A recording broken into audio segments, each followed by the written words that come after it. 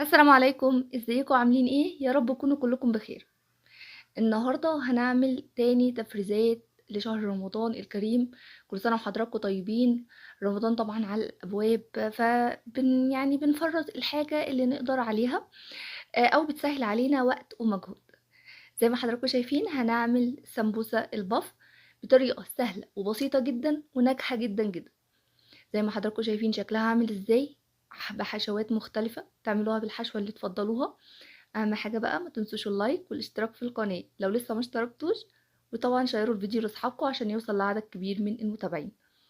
اول حاجة معايا نص كيلو من الدقيق، عليهم نص كوباية من الزيت، وكمان هضيف عليهم معلقتين كبار من النشا ورشة ملح، يعني حوالي ربع معلقة كده صغيرة من الملح.